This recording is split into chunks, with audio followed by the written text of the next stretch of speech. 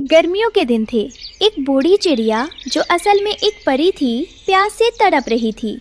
रानो चिड़िया वहाँ पानी भरने आई। उसने उस बूढ़ी चिड़िया की हालत देखी। माँ जी, आप ये पानी पी लीजिए, आप बहुत थकी हुई लग रही हैं। बेटी, तुम्हारा दिल बहुत साफ है। मॉनसून आने वाला है और बहुत भारी बाढ़ आएगी।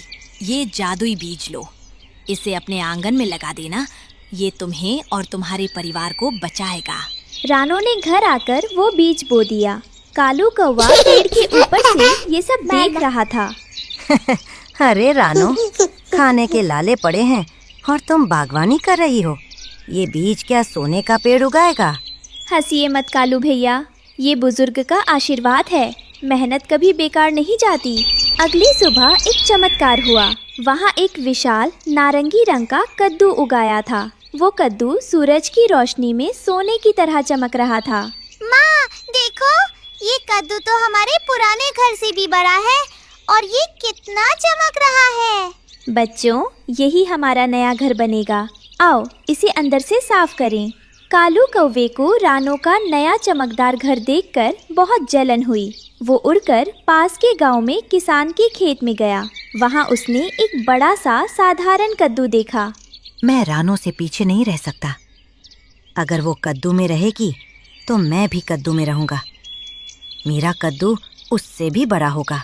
कालू अपने साधारण कद्दू को अंदर से कुरेद कर घर बनाने लगा, लेकिन वो कद्दू अंदर से गीला और चिपचिपा था।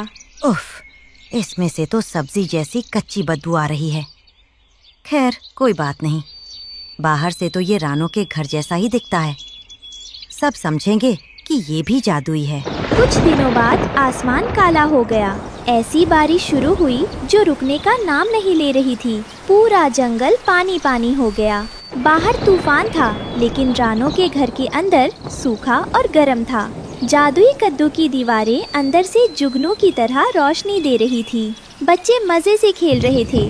माँ, बाहर बहुत अंधेरा है, लेकिन हमारा घर कितना सुंदर चमक रहा है।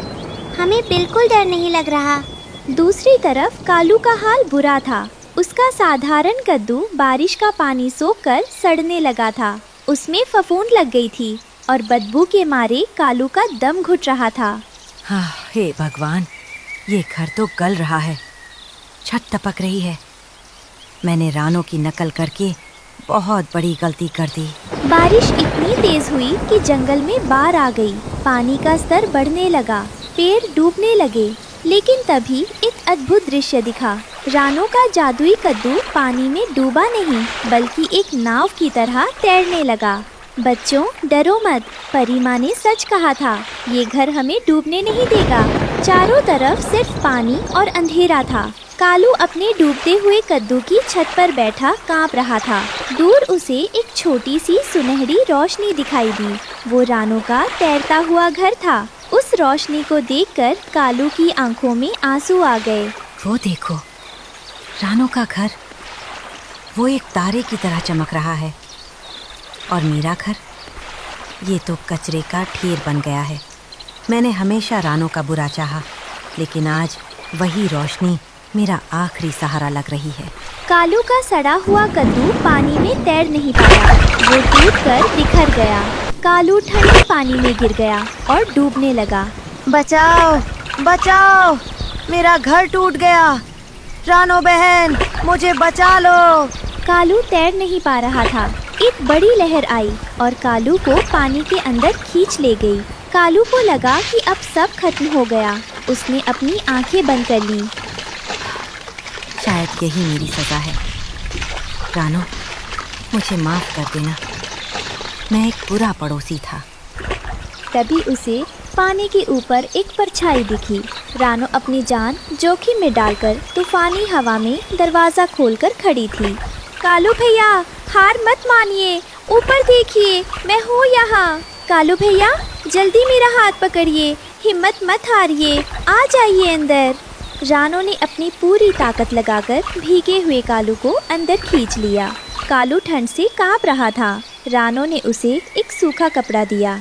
कालू की आंखों में आंसू थे। वह रानो के चमकते हुए घर को देख रहा था।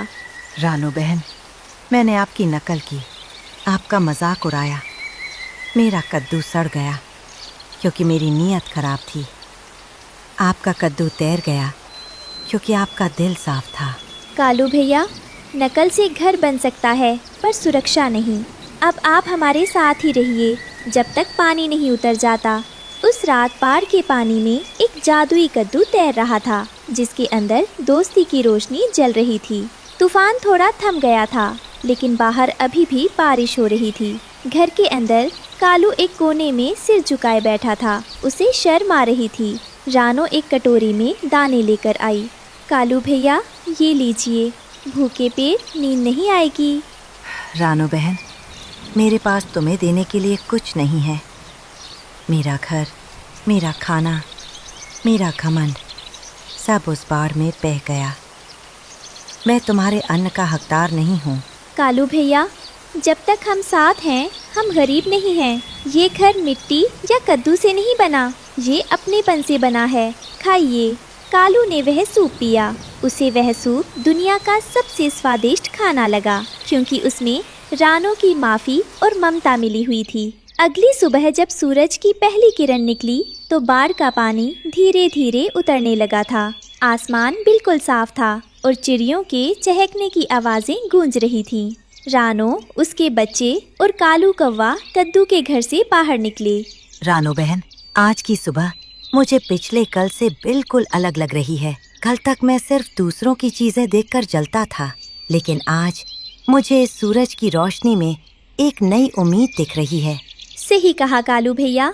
तूफान सिर्फ तबाही नहीं लाता, वह हमें हमारी कमजोरियों से वाकिफ कराने और पुरानी करवाहटों को धो डालने के लिए भी आता है।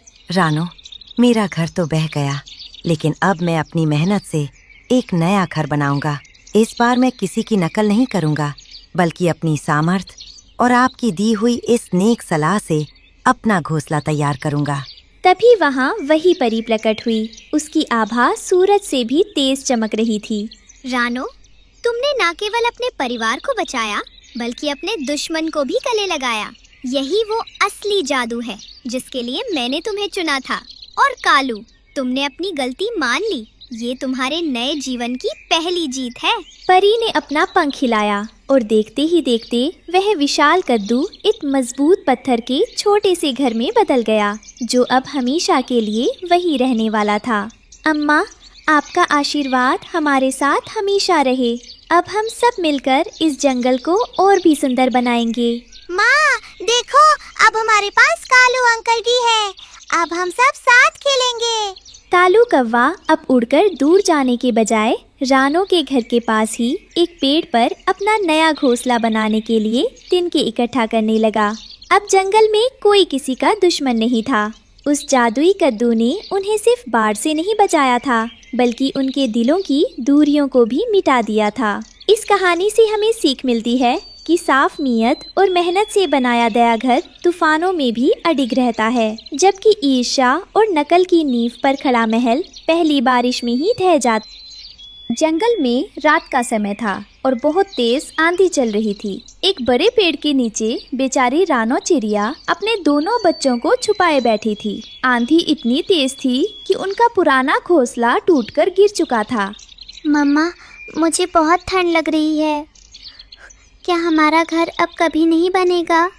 नहीं बेटा, ऐसा मत कहो। बस आज की रात किसी तरह गुजर जाए। सुबह होते ही मैं आप दोनों के लिए एक नया और मजबूत घर ढूंढूंगी। मम्मा, मुझे डर लग रहा है। कहीं कोई जंगली बिल्ली हमें यहाँ देख ना ले। डरना नहीं गुड़िया, आपकी मम्मा जाग रही हैं। मैं सारी रात पहरा दूंगी। आप दोनों सो जाओ। किसी तरह वो भयानक रात गुजरी और सुबह हो गई। रानो अपने बच्चों को लेकर भोजन और नए घर की तलाश में जंगल के किनारे, जहां इंसान पिकनिक मनाने आते थे, वहां से गुजर रही थी। तभी उन्हें वहां एक खूंटे से बंधा हुआ हवा में झूलता एक बड़ा सा गैस का गुब्बारा दिखाई दिया। मम्मा, वो देखिए, वो लाल और पीले रंग की बड़ी सी चीज क्या है जो हवा में झूल रही है?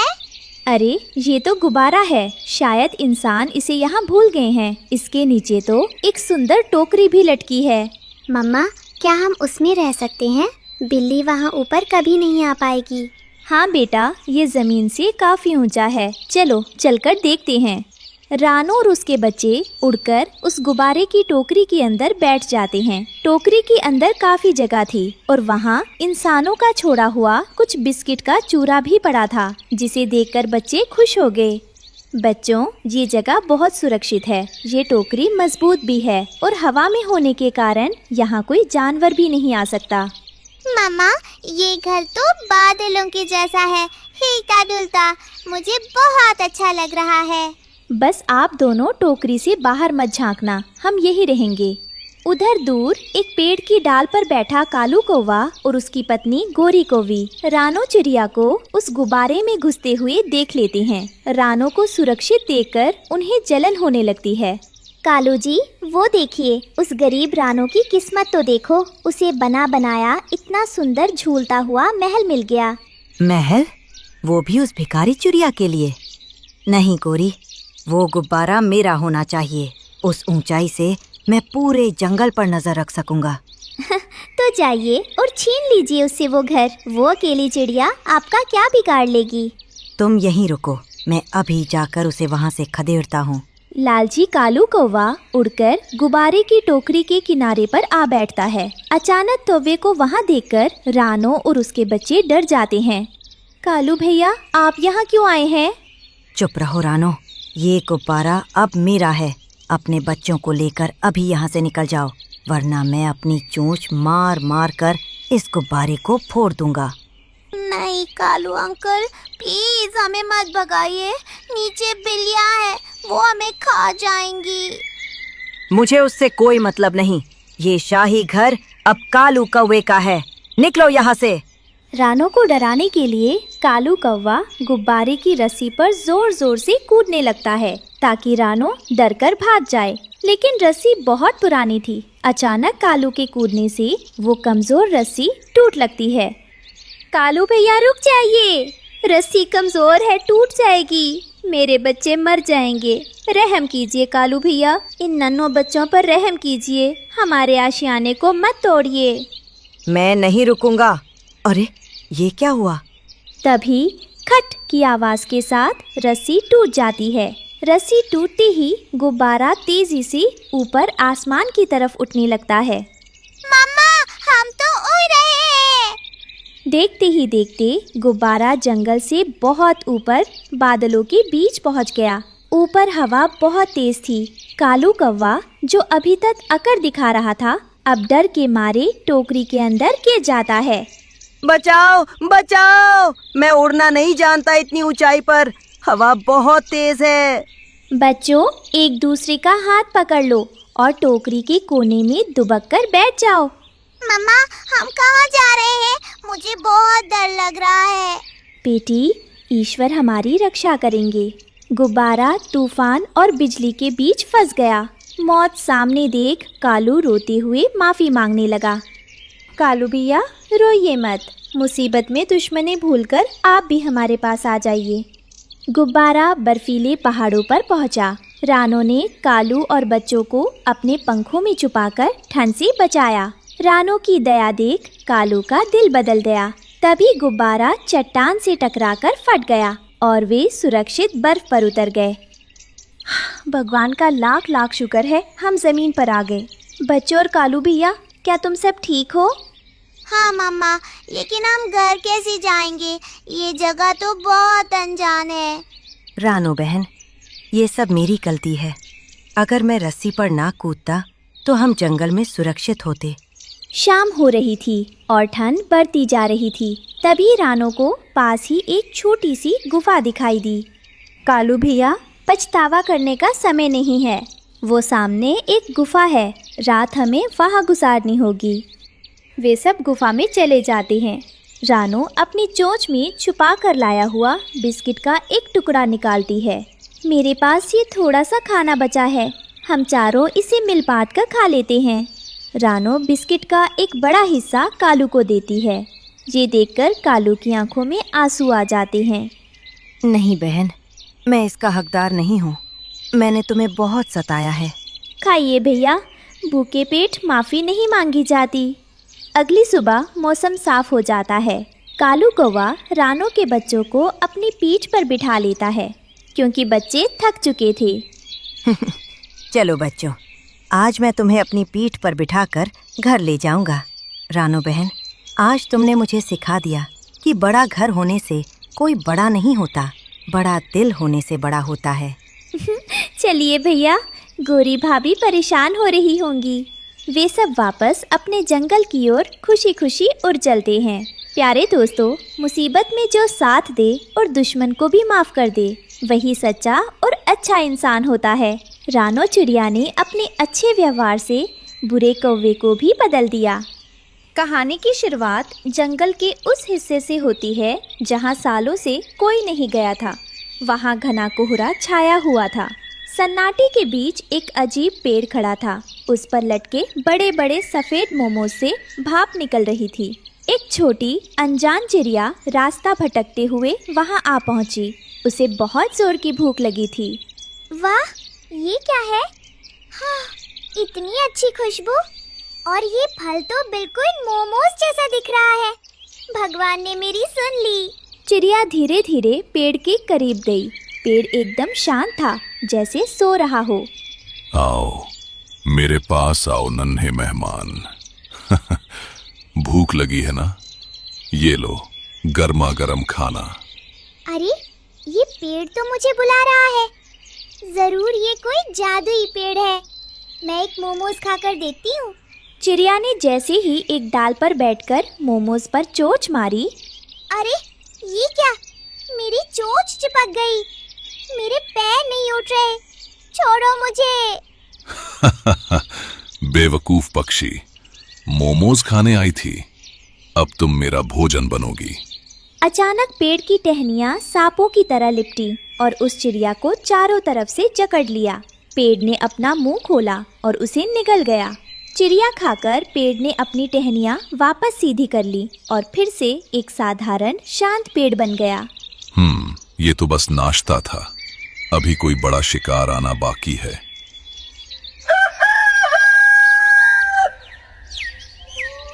सुबह की हवा में वो नशीली खुशबू रानो के घर तक पहुंची। बच्चे खुशबू सूंघकर मचलने लगे। माँ, ये कैसी खुशबू है? ऐसा लग रहा है कहीं दावत चल रही है। हमें वहाँ जाना चाहिए। नहीं मेरी प्यारी बेटी, रुक जाओ। अपनी चोंच को इस खुशबू से फेर लो। ये महक सामान्य नहीं है। ध्यान से देखो, ये जंगल के उस घने और अभिशप्त कोने से आ रही है जहाँ सालों से सूरज की एक किरण तक नहीं पहुँची। प्रकृति का नियम है कि मीठे फलों के लिए हमें कड़ी मेहनत करनी पड़ती है, पर ये खुशबू तो खुद चलकर हमें बुला रही है। याद रखना बच्चों, बिना मेहनत के मिलने वाली अत्यधिक स्वादिष्ट चीज़ अक्सर एक जहरीला जाल होती है। हम अपनी मेहनत का ही दाना चुगेंगे, उस अंधेरे की ओर कदम भी नहीं रखेंगे। रानो चिड़िया अपनी चोंच में एक पत्तों से बनी बाल्टी दबाए नदी किनारे पानी भरने आई थी। तभी वहाँ कालू कौवा हवा में जोर जोर से नाक सिकोड़ते हुए उतरा। वो उस नशीली खुशबू से एकदम पागल हो रहा था। अरे रानो बहन, क्या आपने सूंघा? उफ, क्या लाजवाब खुशबू है। ऐसा लग रहा है जैसे जंगल में किसी ने शाही दावत का इंतजाम किया है। मेरे मुंह में तो पानी आ रहा है। हाँ कालू भैया, खुशबू तो मुझे भी आ रही है, लेकिन ध्यान दीजिए, ये खुशबू जंगल के उस अंधेरे कोने से आ रही है जहाँ सूरज की रोशनी भी नहीं जाती। मुझे ये किसी खतरे की घंटी लग रही है। अरे रानो, आप हमेशा डरी सहमी रहती हैं। खतरा नहीं, ये तो मोमोज की खुशबू है। पक्का भगवान ने हम जैसे भूखे पक्षियों के लिए कोई चमत्कार किया है। कालू भैया, मेरी बात मानिए। जंगल में बिना मेहनत की इतना स्वादिष्ट खाना मुफ्त में नहीं मिलता। ये कोई जाल भी हो सकता है। कृपया वहाँ मत जाइए। आप अपनी नसीहत अपने पास रखिए रानो बहन। आप यहाँ नदी का फीका पानी पीजिए। मैं तो चला भोजन खोजने। कालू कौवा भोजन की तलाश में उड़ रहा था। तभी उसकी नाक में वो खुशबू गई। उसका लालच जाग उठा। आहा, ये तो शाही मोमोज की खुशबू है। रानो तो डरपोक है। मैं तो आज पेट भर के खाऊंगा। कालू उस रहस्यमयी पेड़ के पास पहुंचा। पेड़ बहुत सुंदर लग रहा था। लेकिन जमीन पर अजीब सी शांति थी। वहाँ कुछ पुराने पंख और हड्डियाँ पड़ी थी जिन पर कालू ने ध्यान नहीं दिया। वाह, कितने बड़े मोमोज हैं और एकदम गर्मा गर्म। भगवान ने आज मेरी सुन ली। कालू एक डाल पर बैठ गया। उसके सामने एक बड़ा मोमोज लटक रहा था। जैसे ही उसने मोमोज खाने के लिए चोंच मारी, एक अजीब घटना हुई। कालू की चोंच मोमोज से चिपक गई। वह मोमोज आटा नहीं बल्कि एक बहुत ही मजबूत गोंद था। मेरी चोंच नहीं खुल रही।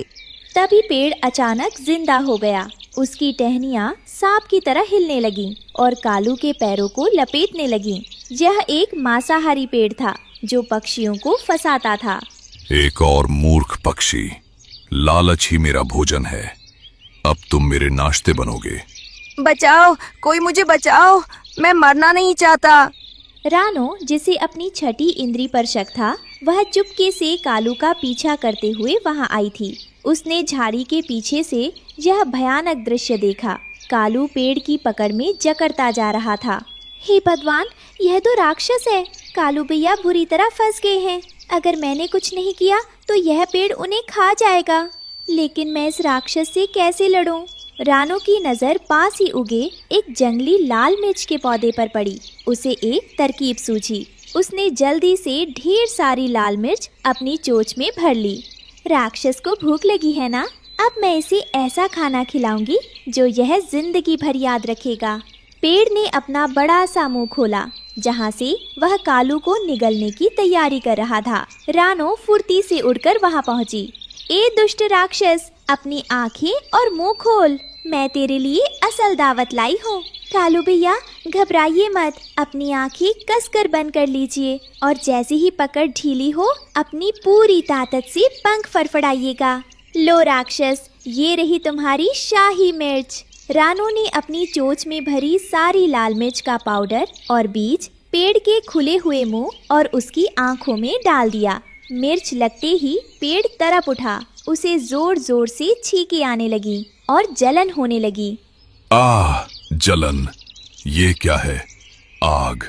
मेरे मुंह में आग लग गई। छी। दर्द के मारे पेड़ की पकड़ ढीली पड़ गई। उसकी टहनियाँ झटकने लगीं। जैसे ही पकड़ ढीली हुई, कालू नीचे गिर गया। उसकी चोट से वह चिपचिपा मोमोज छूट गया। रानो ने तुरंत कालू का पंख पकड़ा। कालू भैया, जल्दी उड़िए, इससे पहले कि वह संभले हमें भागना होगा। कालू और रानो अपनी पूरी ताकत लगाकर वहाँ से दूर उड़ गए। पीछे पेड़ अपनी डालियाँ पटक रहा था। बहुत दूर आकर दोनों एक पत्थर पर गिरे। कालू बुरी तरह काँप रहा था। उसकी आंखों से आंसू बह रहे थे। उसे विश्वास नहीं हो रहा था कि वह जिंदा है। रानो बहन, आज तुमने मुझे नई जिंदगी दी है। मैं लालच में अंधा हो गया था। अगर तुम नहीं होती तो मेरे बच्चे आज अनाथ हो जाते। शांत हो जाइए कालू भैया, अब खतरा टल गया है। आज कुदरत ने आपको दूसरा जीवन दिया है। मैंने आपसे कहा था ना कि जान बची तो लाखों पाए। जो चमकता है वो हमेशा सोना नहीं होता, और जो महकता है वो हमेशा भोजन नहीं होता। लालच एक ऐसा पर्दा है जो हमारी आँखों के सामने की खाई को भी छिपा देता है। आज के बाद कभी भी किसी ऐसी चीज पर भरोसा मत करना जिसके लिए आपने पसीना ना बहाया हो। चलिए अब घर चले, आपके बच्चे आपका इंतजार कर रहे होंगे। कालू ने उस दिन कसम खाई कि वह कभी किसी अनजान चीज के लालच में नहीं आएगा। उस डरावने पेड़ की कहानी पूरे जंगल में फैल गई और फिर कोई पक्षी उधर नहीं गया। जंगल में सूखा पड़ने के कारण रानो चिड़िया बहुत उदास बैठी थी। उसके पास अपने बच्चों को खिलाने के लिए कुछ नहीं था। तभी वहाँ कालू कौवा आता है। रानो बहन, आप इतनी उदास क्यों बैठी हैं? सब ठीक तो है ना? नहीं कालू भैया, बिल्कुल भी ठीक नहीं है। मेरे पंखों में अब उड़ने की हिम्मत नहीं बची है। इस भयंकर सूखे ने सब कुछ छीन लिया है। मेरे छोटे छोटे बच्चे भूखे हैं और उनकी भूख भरी आंखें मुझसे देखी नहीं जा रही हैं। मेरे पास कोई काम नहीं है। मुझे सच में समझ नहीं आ रहा कि मैं अपने बच्चों का पेट भरने के लिए क्या करूंगी। ये चिंता मुझे खाए जा रही है। आप चिंता मत कीजिए, नदी के किनारे मेरी एक खाली जमीन पड़ी है, आप वहाँ खेती कर लीजिए। जो भी फसल होगी हम बाँट लेंगे। आपका मैं जितना शुक्रिया अदा करूं कम है कालू भैया। आपने तो मेरी बहुत बड़ी मुश्किल हल कर दी है, जिसने मेरे दिल में एक भारी बोझ डाल रखा था। आपके इस एहसान को मैं कभी नहीं भूल पाऊंगी। अब मेरे बच्चों को भूखा नहीं रहना पड़ेगा। रानो ने उस सख्त और बंजर जमीन पर दिन रात पसीना बहाया। ये जमीन बहुत सख्त और पथरीली है। मेरी छोटी सी चोंच और कमजोर पंख इस पर काम करते करते थक गए हैं, पर बच्चों का पेट भरने की जिम्मेदारी मुझे हार नहीं मानने देगी। मैं एक एक कंकड़ हटाकर और एक एक इंच जमीन को नरम बनाकर अपने सपनों का खेत तैयार करूंगी। उसने अपनी छोटी चोंच से खेत साफ किया और मिर्ची के बीज बो दिए। कुछ हफ्तों में खेत हरी मिर्चों से लहलहा उठा। रानो की आंखों में खुशी के आंसू थे। हे भगवान, आपका कोटि कोटि शुक्रिया। आपकी दया से मेरी मेहनत रंग लाई है। ये हरी भरी मिर्चें सिर्फ फसल नहीं है, ये मेरे बच्चों के लिए भोजन है, उनकी मुस्कान है। अब मेरे बच्चे भूखे नहीं सोएंगे, अब वे पेट भरकर खाएंगे। ये दृश्य मेरी आंखों को सबसे बड़ी शांति दे रहा है। वाह रानो, मान दे तुम्हारी मेहनत को। ऐसी फसल तो पूरे जंगल में नहीं है। उसी जंगल में हरिया तोता और हरियाली तोती रहते थे। वे बहुत आलसी थे। उनकी नजर रानो की लहलहाती फसल पर पड़ी। अरे हरियाली, नीचे देखो, वो रानो चिड़िया का खेत है। कितनी ताजी और बड़ी मिर्चें हैं। हाँ जी, देखकर ही मुंह में पानी आ रहा है। हमें मेहनत करने की क्या जरूरत, हम यहीं से अपना पेट भर सकते हैं। सही कहा तुमने। आज रात हम चुपके से जाएंगे और सबसे अच्छी मिर्चें ले आएंगे। रात हुई और जब रानो अपने घर सोने चली गई तो हरिया और हरियाली खेत में उतर आए। तुम चिंता मत करो, हम रोज थोड़ा थोड़ा ले जाएंगे तो रानो को पता भी नहीं चलेगा। दोनों ने ढेर सारी मिर्चें तोड़ी और वहाँ से उड़ गए। उन्होंने रानो की मेहनत को एक पल में चुरा लिया। अगली सुबह जब रानो खेत पर पहुँची तो टूटे हुए पौधे देखकर उसका दिल बैठ गया। वह जमीन पर बैठकर रोने लगी। ये क्या हो गया मेरे खेत को? मेरी इतनी मेहनत कौन ले गया? मैंने इन पौधों को अपनी जान से भी ज्यादा संभाला था। एक एक दाना उगाने में मैंने अपना खून पसीना बहाया था और किसी लालची ने आकर मेरी पूरी मेहनत को बर्बाद कर दिया। अब मैं क्या करूँगी? मेरे बच्चों का पेट कैसे भरेगा? मेरी सारी उम्मीदें टूट गईं। रानो का रोना सुनकर कालू कौआ वहाँ आया। रानो का दुख उससे देखा नहीं गया। रानो बहन, आप रोइए मत। ये जरूर किसी लालची का काम है। हम चोर को पकड़ेंगे नहीं, बल्कि उसे सबक सिखाएंगे। अचानक मौसम बदला और काले बादल छा गए। कालू ने आसमान की तरफ देखा। रानो, भारी तूफान आने वाला है। अगर मिर्चें पौधों पर रहीं तो सब बर्बाद हो जाएंगी। पर कालू भैया, मैं क्या करूं? मेरे पास कोई गोदाम नहीं है, एक छोटी सी जगह भी नहीं है जहां मैं अपनी इतनी सारी फसल छिपा सकूंगी। अगर तूफान आया तो सारी मिर्चें गल जाएंगी और मेरी मेहनत फिर बेकार हो जाएगी। अब हम क्या करेंगे? चिंता मत करो, हम अभी सारी मिर्चें तोड़कर खेत में ही जमा करेंगे और उस पर एक मजबूत घर बना देंगे। दोनों ने झटपट सारी मिर्चें तोड़ी और लकड़ी पत्तों से ढककर एक सुंदर मिर्ची का घर बना दिया। वाह भैया, अब हमारी फसल इस घर में बारिश से सुरक्षित रहेगी। बिल्कुल। और मैंने दरवाजे पर सूखी लाल मिर्च का पाउडर भी डाल दिया है। अगर कोई चोर आया तो उसे कड़वा सबक मिलेगा। चलो अब अंदर चलते हैं। रात होते ही भयानक तूफान आया। तेज हवाओं ने हरिया तोता और हरियाली तोती का कमजोर घोंसला तोड़ दिया। वे भीगते हुए जान बचाने के लिए इधर उधर उड़ने लगे। हरियाली, जल्दी चलो, हमें कहीं छिपना होगा। वरना हम इस तूफान में नहीं बचेंगे। देखो जी, नीचे खेत में वो रानों का बनाया हुआ हरा घर दिख रहा है। वहाँ खाने के लिए मिर्च भी होगी और रहने के लिए छत भी। दोनों तोते भीगते हुए रानों के बनाए उस मिर्ची के घर के पास पहुँचे। उन्हें लगा कि ये रानों ने उनके लिए ही छोड़ा है। रानो शायद डर कर भाग गई है। चलो हम अंदर घुस जाते हैं, आज तो दावत होगी। लालच में अंधे होकर वे बिना सोचे समझे उस घर के अंदर घुस गए। जैसे ही हरिया और हरियाली अंदर घुसे, वहाँ बिखरी सूखी लाल मिर्च की तेज गंध से उन्हें जोरों से छींकें आने लगीं और उन्होंने कोने में बैठे रानो और कालू को देख लिया।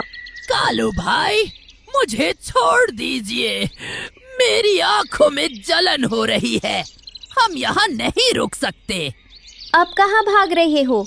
जब तुम मेरी मेहनत चुरा रहे थे तब तुम्हें डर नहीं लगा? तुम्हें पता है एक दाना उगाने में कितना पसीना बहता है? भागकर कहाँ जाओगे? बारिश रुक गई थी। तोता और तोती शर्मिंदा होकर रानो के सामने खड़े थे। रानो बहन, हमें माफ कर दो। समझ आ गया कि चोरी का फल तीखा ही होता है। हम वादा करते हैं, अब हम भी मेहनत की ही खाएंगे। ठीक है, तुम्हें अपनी गलती समझ आ गई, यही काफ़ी है। मेहनत में ही असली सुख है।